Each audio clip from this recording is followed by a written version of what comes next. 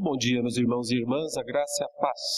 Vamos abrir a palavra de Deus no livro de Gênesis, capítulo 15.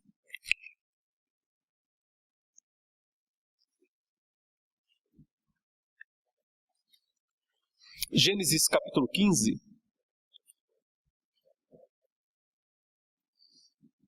Leremos os versos 1 a 21. Gênesis 15, de 1 a 21. A palavra de Deus diz assim: Depois destes acontecimentos, veio a palavra do Senhor a Abrão, numa visão, e disse: Não temas, Abrão, eu sou teu escudo, e teu galardão será sobremodo grande. Respondeu Abrão: Senhor Deus, que me haverás de dar? Se continuo sem filhos, e o herdeiro da minha casa é o Damasceno Eliezer. Disse mais Abrão: A mim não me concedeste descendência, e um servo nascido na minha casa será o meu herdeiro. A isto respondeu logo o Senhor, dizendo: Não será esse o teu herdeiro, mas aquele que será gerado de ti será o teu herdeiro. Então conduziu-o até fora e disse: Olha para os céus e conta as estrelas, se é que o podes. Ele disse: Será assim a tua posteridade. Ele creu no Senhor, e isso lhe foi imputado para a justiça. Disse-lhe mais: Eu sou o Senhor que te tirei de Ur dos Caldeus, para dar-te por herança esta terra. Perguntou-lhe Abrão: Senhor Deus, como saberei que hei de possuí-la? Respondeu-lhe: Toma-me uma novilha, uma cabra e um cordeiro, cada qual de 3 anos, uma rola e um pombinho. Ele, tomando todos esses animais, partiu-os pelo meio e lhes pôs em ordem as metades, umas defronte das outras, e não partiu as aves. Aves de rapina desciam sobre os cadáveres, porém Abraão os enxotava. Ao pôr do sol, caiu profundo sono sobre Abraão, e grande pavor e cerradas trevas o acometeram.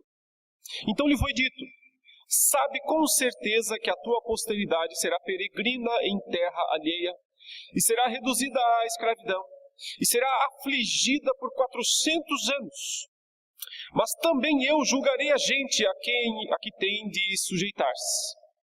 E depois sairão com grandes riquezas. E tu irás para os teus pais em paz, serás sepultado em ditosa velhice. Na 4ª geração tornarão para aqui, porque não se encheu ainda a medida da iniquidade dos amorreus. E sucedeu que, posto o sol, houve densas trevas, e eis um fogareiro fumegante e uma tocha de fogo que passou entre aqueles pedaços. Naquele mesmo dia, fez o Senhor aliança com Abraão, dizendo: À tua descendência dei esta terra, desde o rio do Egito até ao grande rio Eufrates. O queneu, o quenezeu, o cadimoneu, o eteu, o ferezeu, os refaíns, o amorreu, o cananeu, o girgazeu e o jebuseu. Vamos orar mais uma vez? Senhor, nós já lemos a tua palavra. Ela é a tua palavra, inspirada pelo teu Espírito, para nossa edificação, correção, repreensão, consolação. Pedimos-te, portanto, que por tua misericórdia tu uses a tua palavra e o teu Espírito nesta manhã para edificar o teu povo. Em nome de Jesus. Amém.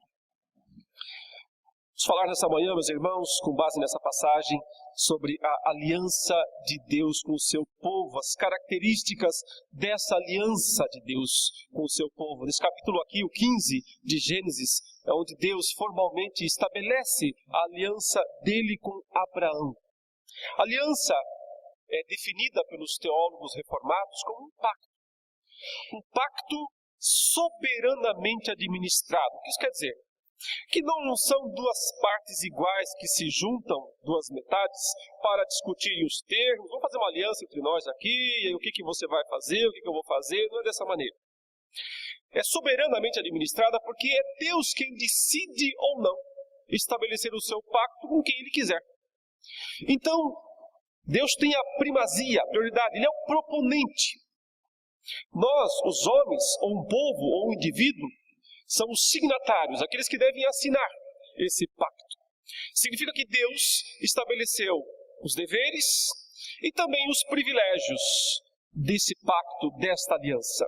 Na Bíblia nós vemos sempre assim: Deus se dirige ao ser humano, em dado momento, em dada situação, chama-o para si e propõe o seu pacto, propõe a sua aliança com este povo. Esta aliança é maravilhosa, é bendita, porque é o único modo, é o único caminho, é a única forma de alguém poder se relacionar com Deus. Sem aliança, sem relacionamento com Deus. Se não estiver dentro do pacto, dentro da aliança com Deus, o homem não tem acesso à presença de Deus, aos benefícios de Deus, à misericórdia de Deus. Ele ficará de fora, totalmente de fora. Fora da aliança, fora da misericórdia de Deus. Portanto, ela é tão importante. Um assunto que passa toda a Bíblia, perpassa todas as páginas da Bíblia, de Gênesis a Apocalipse. A aliança de Deus. Ela começa lá no Éden, ela começa lá com Adão ainda, quando Adão cai, e Deus então mostra sua misericórdia com Adão através desse pacto. Ela se consuma quando Cristo levanta a taça e diz: este é o cálice da nova aliança no meu sangue, derramado em favor de vós, para a remissão de pecados.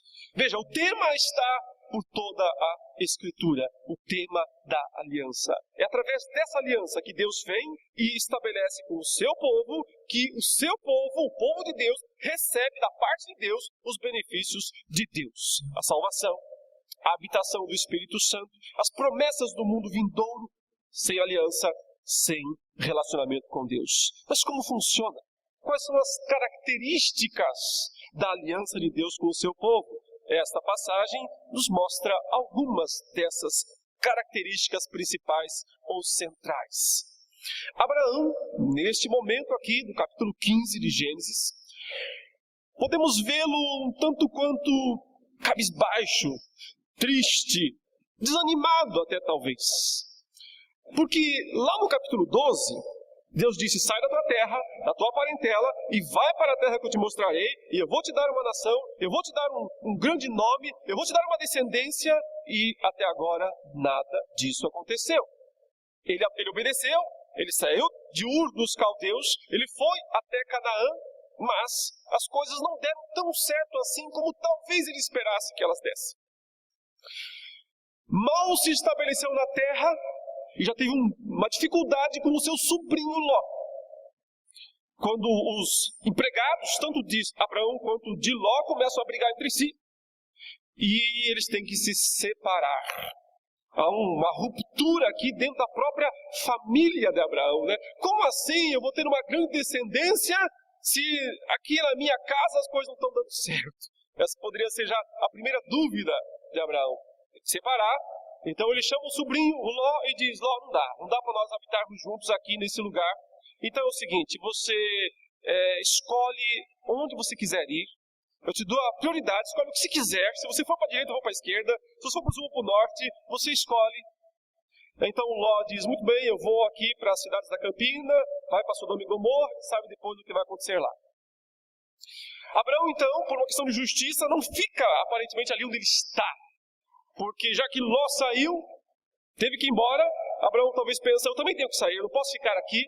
Então ele abandona aquele lugar e vai habitar nos carvalhais, numa região de carvalhos, né, de árvores, de um homem chamado Mamre. E ele então habita lá, quer dizer, mal chegou em Canaã, já não pode ficar onde estava, problema na família, separação, ele vai para outro lugar e tem que começar tudo de novo. Daqui a pouco ele está no meio de uma guerra, que ele não tem nada a ver com ela, são aquela famosa guerra dos 5 reis contra 4, em que, porque o seu sobrinho, que foi para o lugar errado, que era Sodoma, acabou sendo aprisionado por um dos reis que venceu a guerra, e o Abraão tem que ir à guerra contra aqueles reis, para tentar resgatar o seu sobrinho. Lá vai o Abraão, uma guerra que não é dele, que ele não tinha nada a ver com aquilo, para poder salvar o sobrinho que foi para onde não devia ter ido. No final, ele consegue, então, vencer aqueles reis e consegue resgatar o seu sobrinho daquela situação. E o rei de Sodoma vem e diz: muito bem, obrigado por ter nos libertado, agora o senhor pode pegar todos os despojos aí dessa guerra. Abraão diz: não, como assim vou pegar despojos? Eu vim para essa guerra por causa do meu sobrinho, não vim para essa guerra por causa de dinheiro. E o fato é que ele volta da guerra mais pobre do que foi.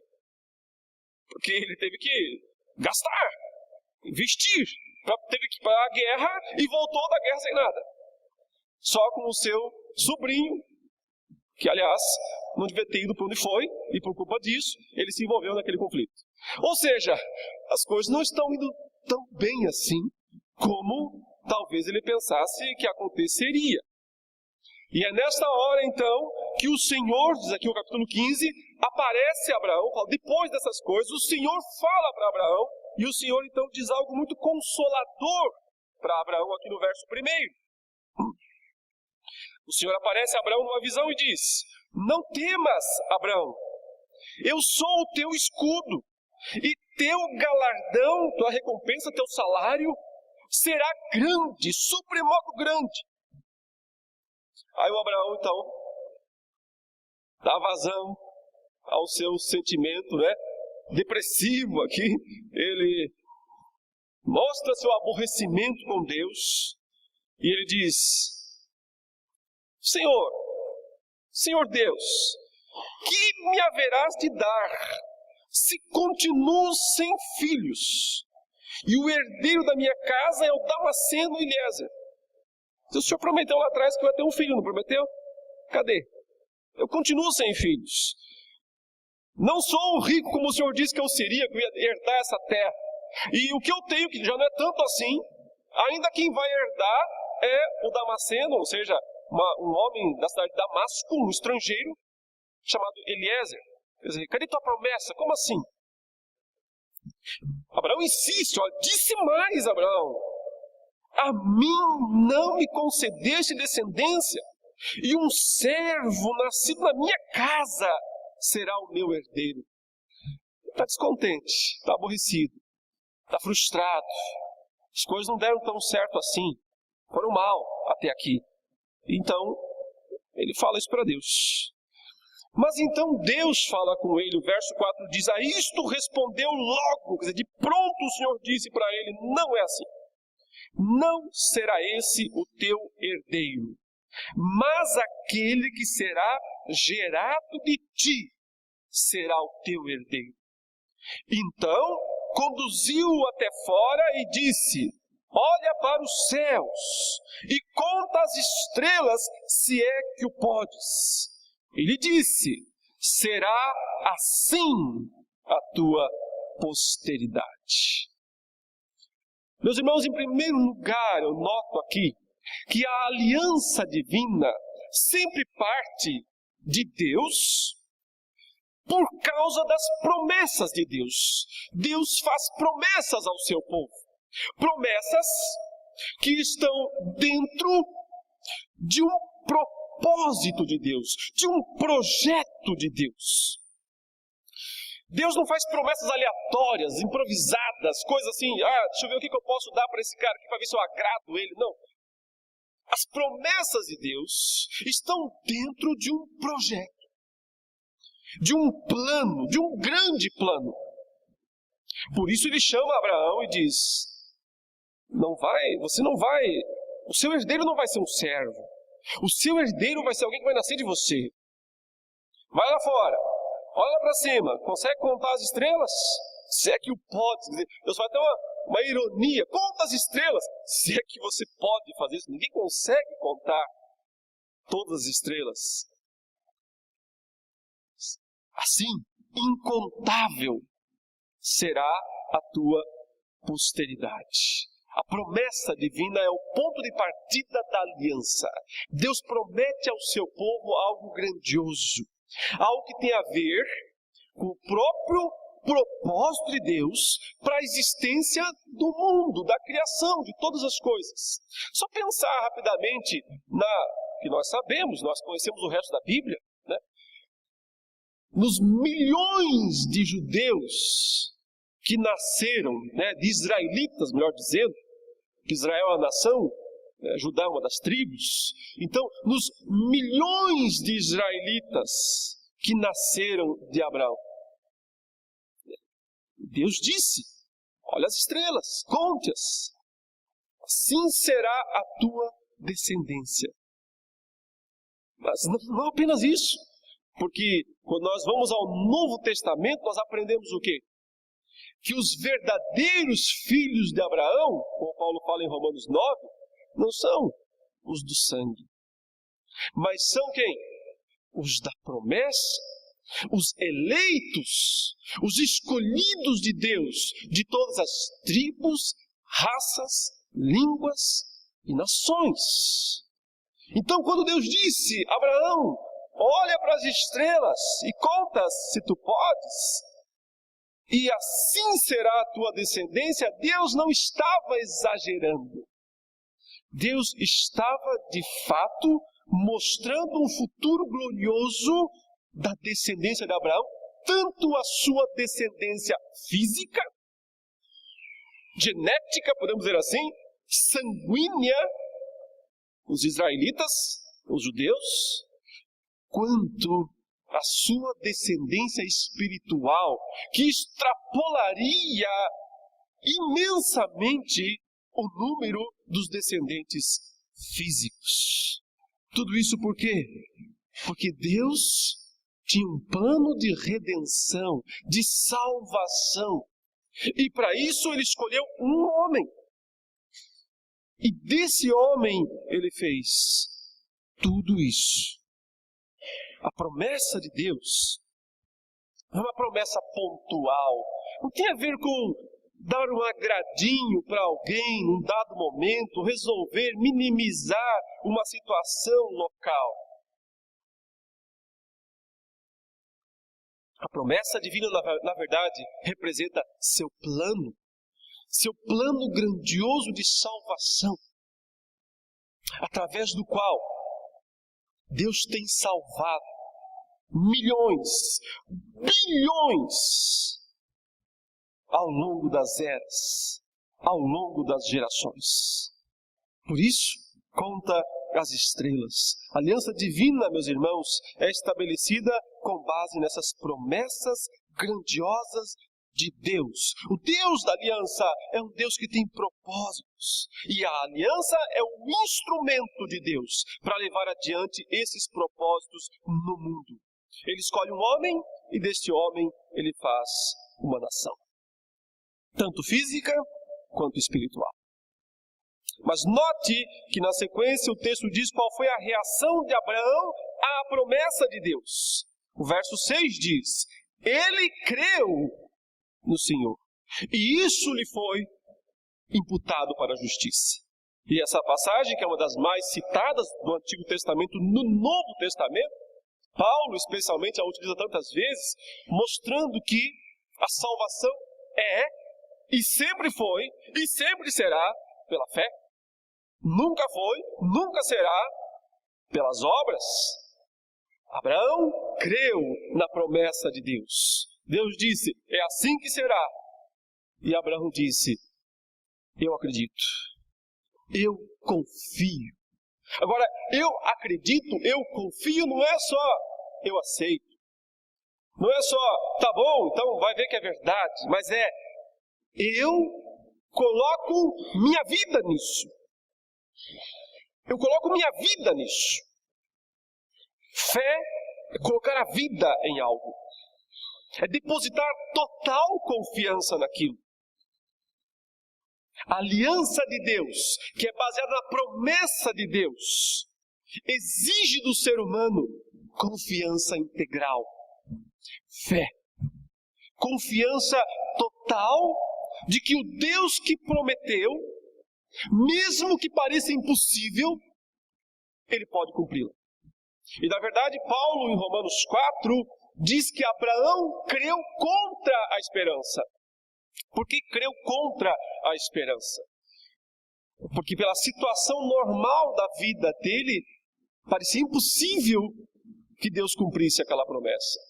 Primeiro porque ele já era velho, porque sua esposa não tinha mais condições de ter filhos, pela idade avançadíssima dela, porque nada havia dado certo para ele, está na terra da aliança, na terra da promessa, mas não conseguiu nada até agora.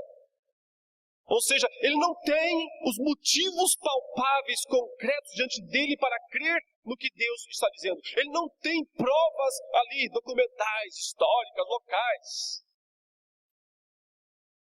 É por isso que o autor aos Hebreus dirá que fé é a convicção, é a certeza de fatos que não são vistos. Se alguém tem prova definitiva de algo, não precisa de fé. Nós cremos no Deus que nós não vemos, que falaram para nós a respeito dele. Aqueles que ouviram e o tocaram. Nós cremos em fatos que nós não temos diante de nós. Não podemos tocá-los. Fé é a convicção de fatos que não podem ser vistos. Abraão não tinha como ver as promessas de Deus. Ele olha para o céu e Deus diz, é assim que será a tua descendência. Ele diz, mas a minha esposa não tem mais condição de ter filhos. E o Senhor está dizendo que vai ser assim. E ainda assim ele crê. Então, o que é crer contra a esperança? É crer contra os fatos do mundo que a vista nos apresenta. Mas é crer nos fatos da promessa que Deus nos apresenta pela sua palavra, pelo seu falar.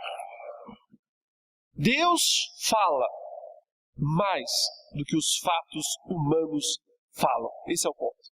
Então nós cremos nessa promessa. A aliança divina deve ser recebida com fé e esperança. É isso o que Abraão demonstra. Mas veja na sequência, algo mais, duas coisas extraordinárias vão ser reveladas para nós a respeito do que é a aliança, de como a aliança funciona. Verso 7 diz, disse-lhe mais, eu sou o Senhor que te tirei de Ur dos Caldeus. Não esqueci do que eu te prometi lá atrás, Deus está falando. Lembra? Eu tirei você de Ur dos Caldeus e disse que você ia ter um grande nome, uma descendência, uma nação. Não esqueci disso. Para dar-te por herança esta terra, eu te chamei. Perguntou-lhe Abraão, Senhor Deus, como? Mas através do quê? Qual é o instrumento? Como saberei que hei de possuí-la? E então Deus diz, vamos estabelecer formalmente a aliança, instrumentalmente esta aliança. E Deus diz então, toma-me uma novilha, uma cabra, um cordeiro, pega esses animais, parta-os ao meio, separe as metades, coloque umas de fronte das outras e espere um pouco. Abraão então prepara aquele ritual, pega aqueles animais, corta eles no meio, separa as metades, umas de fronte das outras, e deixa ali para ver o que é que vai acontecer. Deus então fala novamente com Abraão, verso 12. Ao pôr do sol, caiu profundo sono sobre Abraão, e grande pavor, e cerradas trevas o acometeram. Ele entra num estado de sono, o texto diz, uma situação misteriosa por parte de Deus, evidentemente. E Deus então fala com ele e anuncia o futuro. Sabe com certeza que a tua posteridade, que você nem tem ainda, nem existe ainda, mas ela vai existir, será peregrina em terra alheia e será reduzida à escravidão e será afligida por 400 anos. Que interessante, né? Deus começa a dizer, você vai ter uma descendência, Abraão, vai ser maravilhoso. Não, vai ser difícil, vai ser sofrido. Ele começa a falar das dificuldades que a descendência de Abraão enfrentará nos próximos 400 anos. Ele fala que essa posteridade será peregrina em terra alheia, ou seja, não vai ficar aqui. Abraão está em Canaã, mas a sua descendência não vai ficar aqui, em Canaã. Vai ser peregrina em terra alheia, no Egito, como nós sabemos, pelo restante da Bíblia. será reduzida à escravidão e afligida por 400 anos. 3 descrições terríveis contra a descendência de Abraão. Não é estranho isso? Não é estranho isso? Quer dizer, não é de se esperar que as promessas fossem muito positivas. Você vai ser vitorioso, sua descendência vai pisar os inimigos, vai ser uma coisa extraordinária. Não, sua descendência vai ser peregrina, sua descendência vai ser escrava e vai ser afligida por 400 anos. O que isso significa, meus irmãos? Que a aliança divina não exclui os sofrimentos do caminho para a glória. A aliança divina não nos livra necessariamente de ter que passar por aflições, por sofrimentos, por perdas. Deus não promete livrar o seu povo sempre das dores, dos perigos, dos sofrimentos. O que Ele promete é que essas dores, esses perigos, esses sofrimentos não serão aleatórios, descontrolados, mas estarão dentro da aliança e do propósito que Deus estabeleceu. Ele diz, precisa ser assim. A sua descendência terá que sair daqui, já está em Canaã, mas não pode ficar em Canaã. Vai ter que ir para o Egito, ficar lá por 400 anos. E só então retornará. A gente sabe, com Moisés, abre o Mar Vermelho, toda aquela história. Só então retornará. Por que ele diz? Porque ainda não se completou a medida da iniquidade dos amorreus. Essa talvez seja a frase mais misteriosa aqui desse texto. Ele diz, porque o povo aqui, dessa terra, desta Canaã aqui, que eu prometi que eu vou dar para você e para a sua descendência, ele ainda não está pronto para ser expulso dessa terra. Ainda não está preparado para perder essa terra. Porque a medida da iniquidade desse povo ainda não chegou no ápice, ainda precisa chegar. Que Deus misterioso é esse, meus irmãos? Que anuncia o futuro desta maneira, mostrando que Ele tem controle sobre o bem e sobre o mal. Que Ele tem controle sobre as ações boas dos homens e sobre as ações más dos homens. De tal maneira que nada foge a esse comando, a esse propósito, a esse controle. Na verdade, só um Deus assim poderia anunciar o futuro. Porque se Ele não tivesse tal controle sobre os eventos, quer bons, quer maus, Ele não poderia dizer com certeza, porque alguma coisa poderia sair fora do seu controle e melar todo o seu plano. O Deus da aliança, que se revela por promessas e que exige fé e esperança do seu povo, é um Deus que controla os eventos de hoje, de amanhã, do ano que vem, do século que vem, dos próximos 4 séculos, que é o que ele está dizendo para Abraão, por 400 anos. Vai demorar 400 anos para que a sua descendência volte para cá. Quando se completar a medida da iniquidade dos amorreus. Ou seja, quando o povo dessa terra for tão pecador quanto ele tem que ser para que eu possa tirá-lo daqui. E isso vai acontecer daqui a 400 anos. Esse é o Deus das Escrituras. Não é um Deus que se manipula. Não é um Deus que deve favores. É um Deus de propósitos. E que executa esses propósitos e que exige fé e esperança por parte do seu povo. A aliança divina, meus irmãos, não elimina as dificuldades do caminho, antes as inclui. As inclui. As dificuldades são incluídas no caminho para que a aliança se desenvolva conforme o propósito de Deus. E finalmente, e aqui vem o ponto central, principal de toda essa história até aqui. Veja como é que vai acontecer o ritual do estabelecimento da aliança. Deus já tinha mandado para Abraão: corta os animais no meio, separe-os, espere.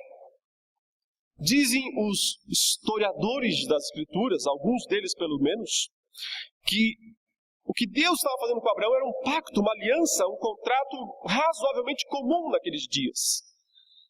Em que quando dois homens, dois chefes de família, entravam num pacto, num acordo, eles realizavam esta cerimônia, dizem eles. Hoje em dia, se você quer fazer um contrato com alguém, você vai no cartório. Assina, reconhece firma, né? E aí está estabelecida a aliança, o contrato lá com aquela pessoa, e aí você tem direitos e obrigações. Caso você não cumpra aquilo que você assinou, você vai pagar por isso, vai sofrer as sanções do contrato. E a sua assinatura lá embaixo, com firma reconhecida, é a garantia de que não tem como fugir, foi você mesmo. Está lá a sua assinatura, não tem como fugir. Dizem os historiadores bíblicos que naqueles dias, quando alguém queria fazer uma aliança, separava as metades dos animais e dois homens passavam pelo meio dessas metades, lado a lado, conjuntamente. E quando estivessem passando, eles estavam desta maneira, reconhecendo firma em cartório. Eles estavam dizendo: nós estamos aqui assumindo formalmente uma aliança e reconhecendo os direitos e as obrigações. Trata-se de um juramento de vida e morte, simbolizado nesses animais cortados, mortos. Da mesma maneira, se nós não cumprirmos, nós pagaremos. Quem não cumprir, a parte que não cumprir, paga, morre.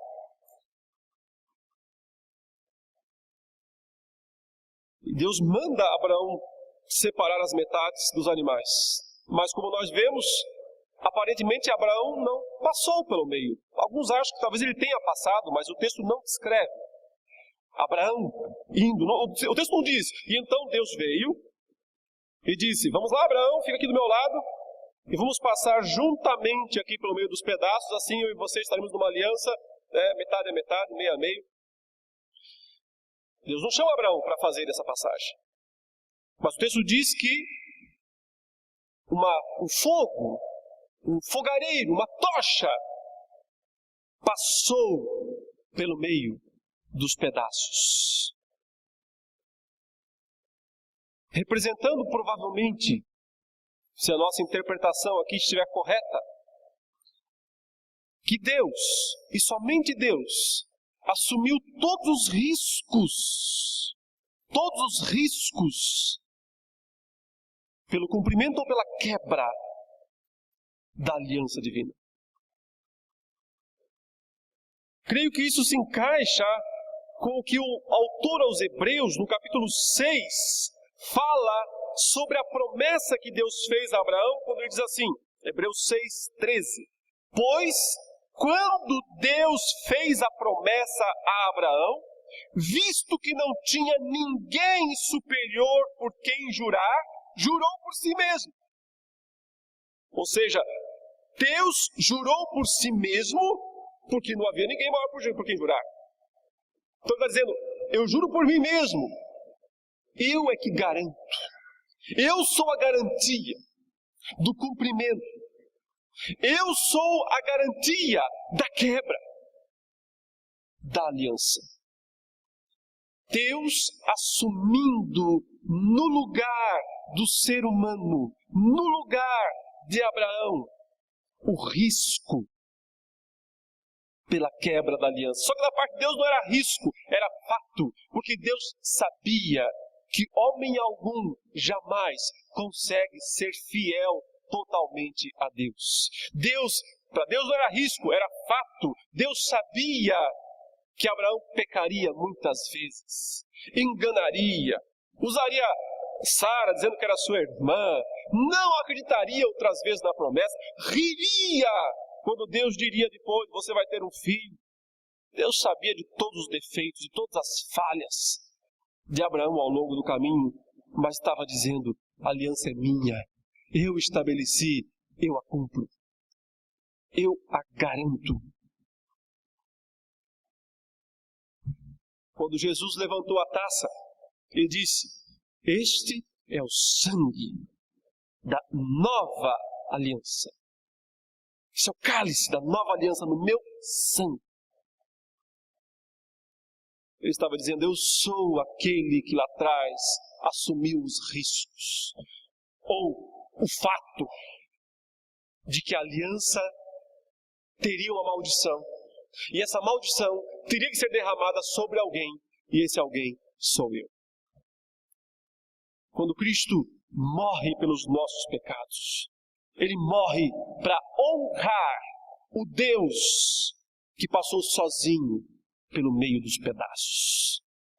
Ele morre porque o Deus que não pode mentir, Paulo diz a Tito, prometeu desde os tempos eternos salvar o seu povo. O Deus que não pode mentir e que, portanto, cumpre, paga, quita toda a dívida do seu próprio povo. Por isso, meus irmãos, a aliança divina é extraordinária, bendita. É maravilhoso fazer parte dessa aliança que se baseia em promessas. Promessas que fazem parte de um plano, de um grande projeto, que é recebida, tem que ser recebida com fé, com esperança, mesmo que os fatos do mundo atestem contra esta fé e atestem contra esta esperança, mas o crente recebe as promessas de Deus, recebe o anúncio do mundo vindouro, o anúncio daquela futura Canaã que nos espera, mesmo que não possa vê-la, mesmo que esteja longe, mesmo que tenha que durar 400 anos ou mais. Mas ele recebe essa promessa com fé, com esperança. Sabendo que está na aliança de Deus, esse povo caminha e não desanima diante dos sofrimentos, das tribulações, das privações, do que quer que esteja no caminho, porque esse povo entende que a aliança inclui os sofrimentos, as provas, as tribulações, e que elas não são aleatórias, mas cumprem um papel no próprio aperfeiçoamento do povo de Deus, na vida da aliança. E finalmente, esse povo confia, descansa no Deus que garantiu, que jurou por si mesmo, que assumiu os riscos, que cumpre a aliança e que paga o preço nosso, dos que não cumprimos, de nós que não cumprimos a aliança. Não há relacionamento com Deus fora da aliança. Mas nela, nós desfrutamos da graça, da misericórdia, dos propósitos soberanos desse Deus. E daqui a pouco, quando nós estivermos, mais uma vez, celebrando a ceia, e pegando um pedaço de pão, um cálice, lembremos, isto é a aliança de Deus, exemplificada materialmente, porque aponta para o que Cristo fez lá na cruz por nós. Oremos. Graças te damos nesta manhã, ó Pai, pela oportunidade de meditarmos em Tua Palavra. Suplicamos-te agora, no momento de participarmos do pão e do cálice. Tua graça soberana se manifeste em nossas vidas, alimentando-nos espiritualmente, conduzindo-nos na jornada para nossa Canaã. Em nome de Jesus. Amém.